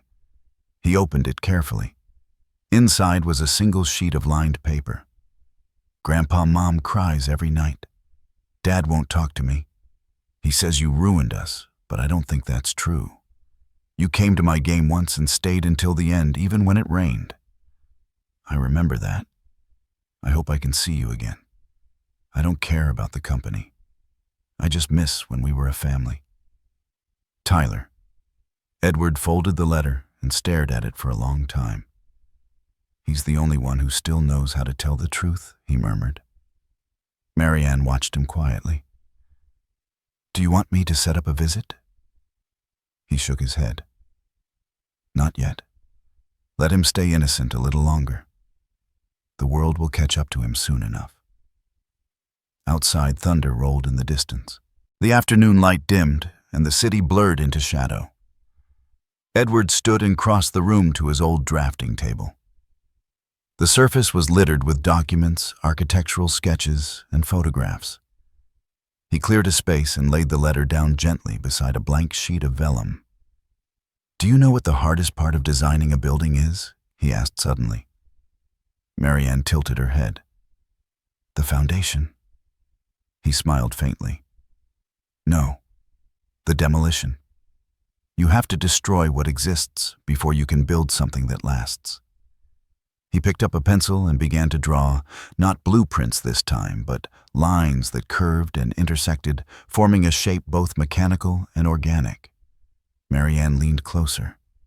It wasn't a structure, it was a symbol, a circle of interlocking triangles. "What's that?" she asked. "The seal for the new Langston Foundation," Edward said. "It won't bear my name alone. It'll bear hers, Helen's, and Tyler's. It'll fund the research she dreamed of: cancer treatments, architectural scholarships, sustainable housing. Things that outlive the rot of greed." Marianne smiled faintly. "That's poetic justice." He shook his head. "It's balance." A knock interrupted them. The housekeeper peeked in, hesitant. "Mr. Langston, there's someone here to see you. It's your daughter-in-law." Marianne and Edward exchanged a look. "Send her in," he said. Lauren entered, her appearance stripped of the usual gloss. No jewelry, no designer coat, just a gray sweater and eyes swollen from crying. She stopped a few steps into the room, wringing her hands. "Mr. Langston," she began softly, "I don't expect forgiveness. I just need you to know I didn't know what David was really doing. Not all of it." Edward studied her face, looking for the lie. "You signed the checks, Lauren?" "I did." She admitted, tears rising again. "But he told me it was temporary. He said it was for the company." I believed him. I always believed him. Until it was too late. He turned away. "Belief isn't an excuse. It's a choice." "I know," she whispered. "I've lost everything. The house, the cars, the money, it's all gone. But I don't care about that anymore. I just need you to promise you won't take Tyler away from me." Edward looked at her, then really looked. "I have no intention of taking Tyler from anyone. He's the only one who hasn't lost himself yet." Lauren's shoulders sagged with relief. "Thank you," she whispered. "I'll tell him you said that." She turned to leave, but Edward's voice stopped her. "Lauren." She faced him again, trembling. "Make sure he knows the truth," he said quietly. "Not the version David wants him to remember. Tell him what happened. Tell him why." She nodded, tears streaking down her cheeks. "I will." After she left, Marianne exhaled. "You're softer than you pretend to be." Edward smiled without humor. "I'm not soft. I'm just old enough to know which wounds are worth keeping open." Evening came fast. The rain returned, drumming softly against the windows. Edward and Marianne went over the final documents: the asset transfers, the foundation charter, the closing statements. When it was done, he signed the last page and set the pen down. "It's finished," Marianne said. "No," Edward replied. "It's beginning again." She packed her briefcase, hesitating before leaving. "What will you do now?" He looked at the letter from Tyler. "I'll write back. And maybe when the time's right, I'll go to one of his games." Marianne smiled. "He'll like that." When she was gone, Edward sat alone in the dim light, listening to the rain. He looked around at the walls, lined with old blueprints and photographs. They told the story of his life, not the wealth or the buildings, but the people who had once filled them. Helen, David, Tyler. He rose and walked to the fireplace. Above it hung the photo from the company's first groundbreaking: him, Helen, and a young David, all smiling beneath the California sun. For a moment, he could almost smell the wet cement and hear Helen's laughter. "I tried, Helen," he said quietly. "I really did." He stood there until the fire burned low, until the house was nothing but shadows and silence again. Then he turned back to his drafting table, where the new seal of the Langston Foundation gleamed faintly under the lamp.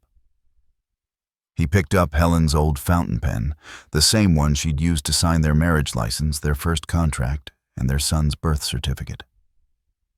He dipped it into ink and wrote a single line beneath the seal. For every structure that falls, something stronger can rise. He set the pen down, folded his hands, and closed his eyes. Outside, the storm eased, and the first hint of dawn touched the horizon. Edward Langston didn't feel like a victor. He felt like a man who had finally finished a design that had taken him a lifetime to understand. The blueprint was complete, but this time it wasn't for a building. It was for peace. The prison visiting room smelled faintly of bleach and metal. Edward Langston sat at the small steel table, his hands folded in front of him, waiting. Around him, the low murmur of conversations echoed between partitions and glass panes. Some visitors were crying, some yelling, but most like him were quiet. It wasn't forgiveness that had brought him here. It was closure. A door buzzed open across the room. 2 guards escorted David inside. His once tailored frame looked smaller now, in the dull orange jumpsuit.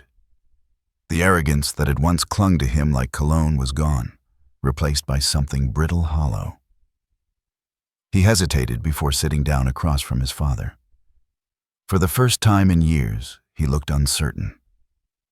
Edward met his eyes and said nothing. David leaned forward, his voice hoarse. "You didn't have to come." "I know," Edward said evenly. David laughed softly, a humorless sound. "So, what is this?" "You came to see the wreckage. Make sure I'm really broken." Edward's tone was calm. "I came to see what's left." For a long moment, neither spoke. The clock on the wall ticked steadily, indifferent to the weight of the silence. Then David rubbed his temples and sighed. "They're giving me 10 years. Maybe less if I behave." Edward's gaze didn't waver. "You should serve every second. Time is the only thing that teaches men like us what words can't." David looked up sharply. "Men like us? Don't lump me in with you, Dad. You think you're better because you won in court, because you took everything back." "I didn't win," Edward said quietly. "I corrected a mistake I made 20 years ago." David's expression hardened. "You think you didn't make mistakes? You spent your whole life worshiping that company, building monuments to yourself and calling it architecture. Well, you were never a father. You were a blueprint machine. I learned from you." Edward nodded slowly. "You did. You learned how to build walls instead of bridges." David's jaw tightened. "You always talk like you're the hero in a story only you understand." "I'm not the hero," Edward said. "I'm the architect. Heroes build with hope. Architects build with consequences." David leaned back, eyes narrowing. "You think this makes you noble? You destroyed me." "No," Edward said. "You destroyed yourself. I just refused to stand under the collapse with you." For the first time, David's composure cracked.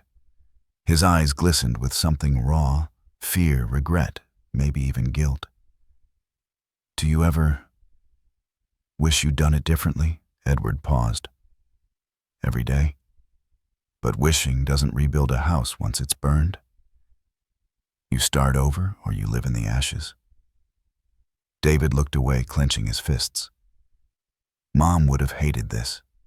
Edward's voice softened. "Your mother loved truth. She just didn't believe it had to hurt. I let her kindness turn into silence. You learned that silence meant permission." He reached into his coat pocket and placed a small envelope on the table. "This is for Tyler. Letters I wrote for him. He deserves to know the truth from me, not the headlines." David's fingers twitched toward the envelope, but he didn't touch it. "You still talk to him?" "I do," Edward said. "He still asks about you." David's voice cracked. "What do you tell him? That his father made mistakes but has a chance to be better than them," Edward said. "That redemption is still possible even when forgiveness isn't." David swallowed hard. "You really think there's anything left to redeem?" Edward leaned forward, his eyes steady. I think every man has a blueprint for who he could have been. You just stopped building too soon."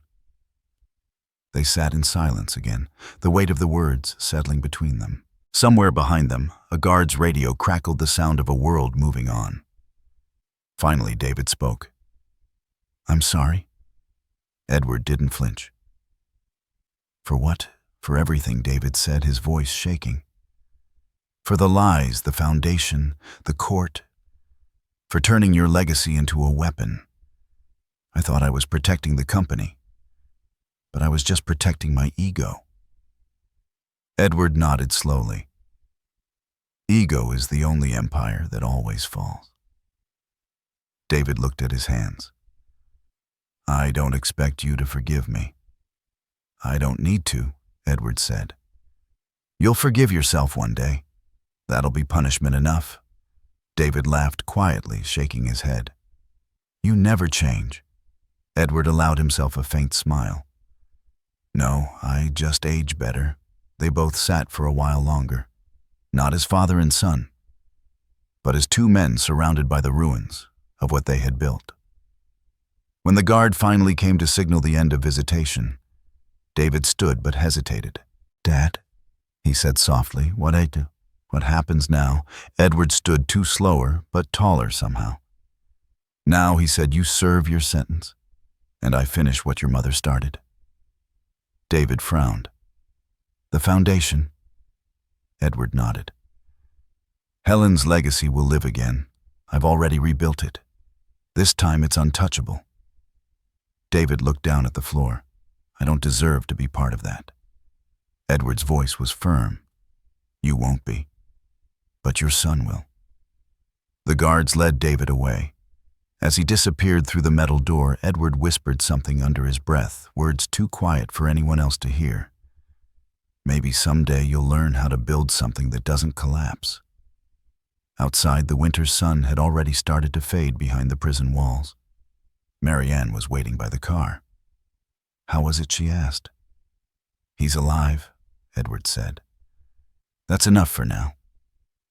They drove in silence for a while, the city sprawling in the distance. Marianne finally spoke. "You know, I've worked a lot of cases. Most people who get revenge lose themselves along the way." "You didn't?" Edward smiled faintly.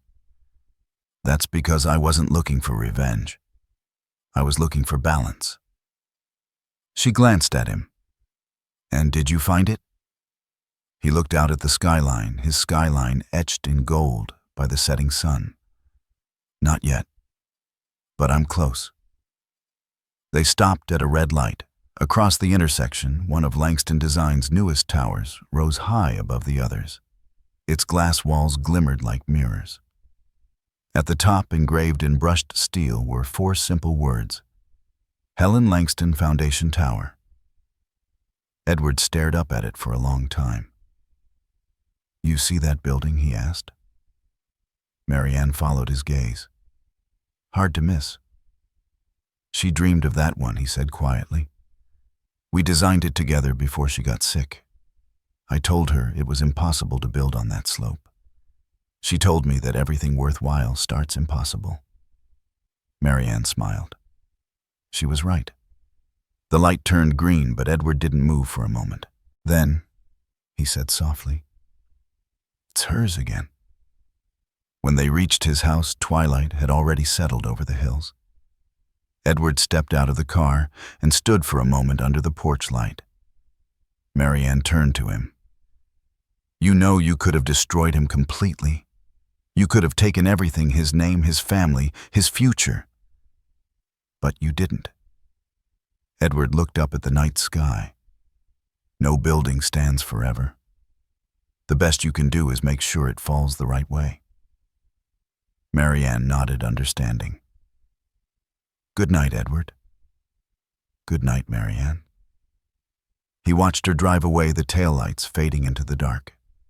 Then he went inside, poured himself a single cup of coffee, and sat at his desk. Tyler's letter was still there beside Helen's pen. He unfolded it again, tracing the boy's uneven handwriting with a steady hand. In the distance, thunder rolled a quiet echo against the mountains. Edward smiled faintly. For the first time in years, the sound didn't unsettle him. It reminded him of construction of storms that cleared space for new beginnings. He leaned back in his chair, the house creaking softly around him.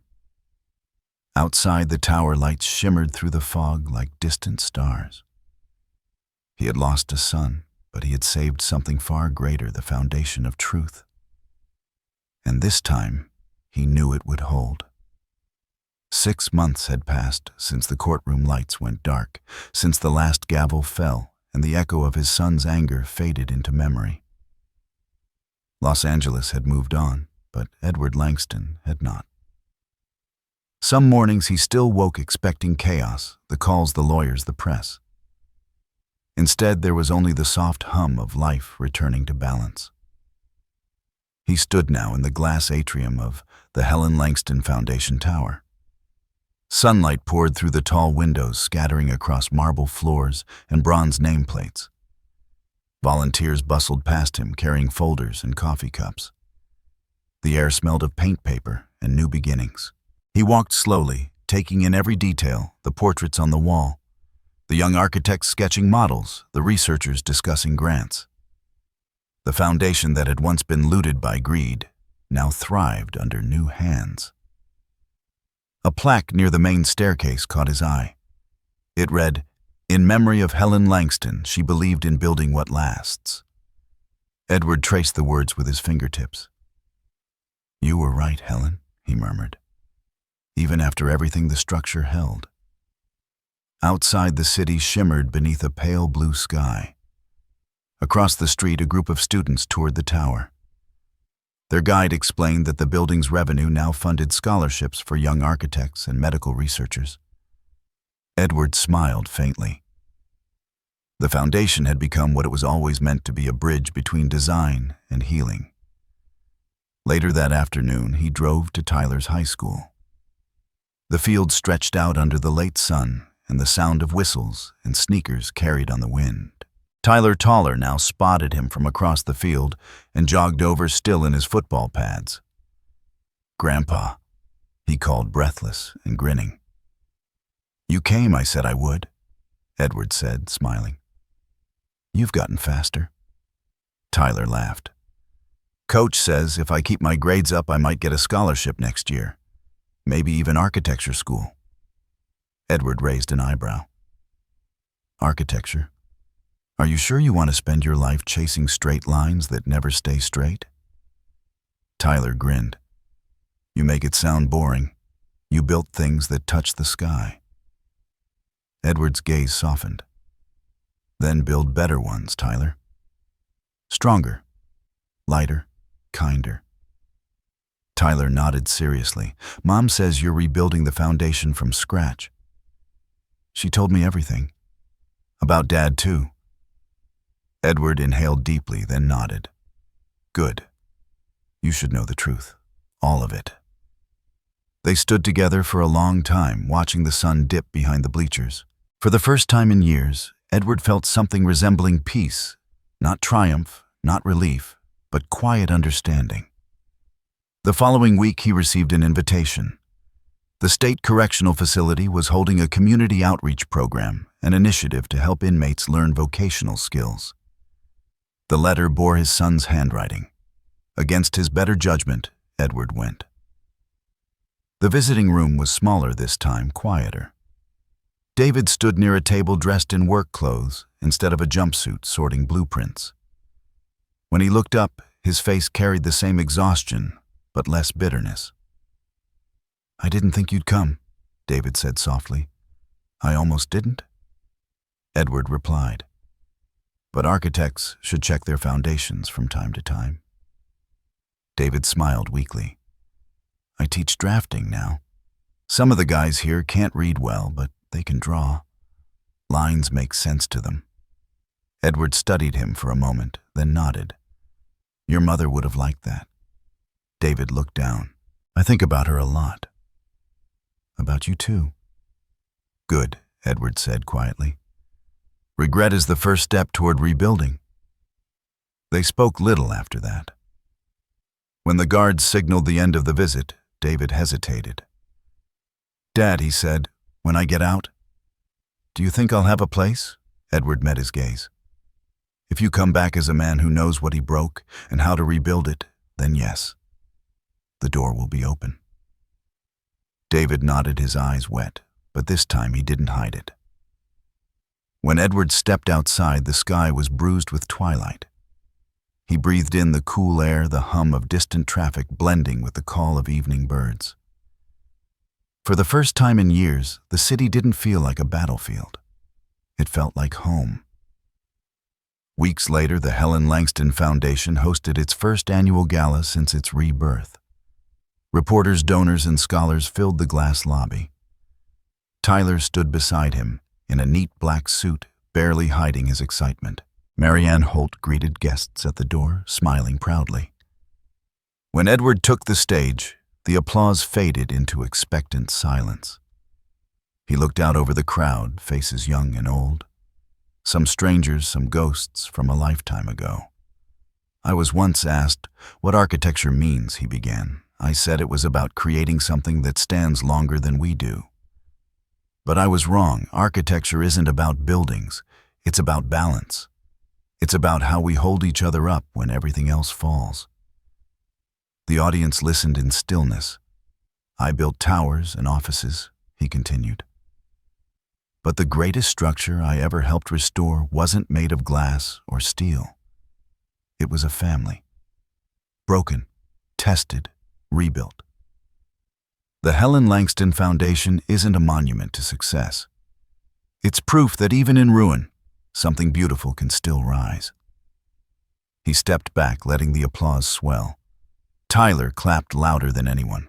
Later that night, after the guests had gone and the lights dimmed, Edward lingered on the terrace overlooking the city. Marianne joined him with 2 glasses of water. "You know," she said, "you could finally retire now. Let the next generation take over." "I think I already have," Edward replied. He looked down at Tyler, talking animatedly with the interns. "He'll build something I can't even imagine." Marianne smiled. "Then your work is done, Edward." He nodded. Almost. The next morning, he returned to his guest house one last time. The rooms were nearly empty, just a few boxes, old photos, and the drafting table. He walked slowly through the space, fingers brushing along the walls. Every creak, every scar in the wood carried memory. He packed Helen's photo, Tyler's letters, and his fountain pen. Then he paused, gazing out the window toward the hills. "Foundations," he said softly, "should hold, not trap." He placed the house key on the table and walked out, closing the door behind him. That evening, he sat on a bench overlooking the ocean. The horizon stretched endlessly, the sky blushing into shades of gold and violet. He opened his sketchbook and drew a single line, a horizon line, steady and sure. "Revenge builds nothing," he whispered to the wind. "But truth builds forever." The waves rolled in slow and constant. The skyline glittered in the distance, the Helen Langston Foundation Tower rising like a promise against the dark. He smiled faintly, closed the sketchbook, and let the sea wind carry the last page fluttering in his lap. Then, in his steady voice, he said, "We all build something in this life. Some of us build walls, others build bridges, and if we're lucky, we build something that outlives us. So tell me, what would you rebuild if you had the chance? Leave your thoughts in the comments." I read every story. He looked at the fading sun, its light reflecting across the water. "If you believe truth can rebuild, even the ruins stay a while," he said softly. "There are more stories like this waiting to be built." The camera lingered on him, an old architect framed against the endless sea, then slowly faded to black as his voice echoed one last time. "Because the strongest foundations," he said, "are the ones built on truth."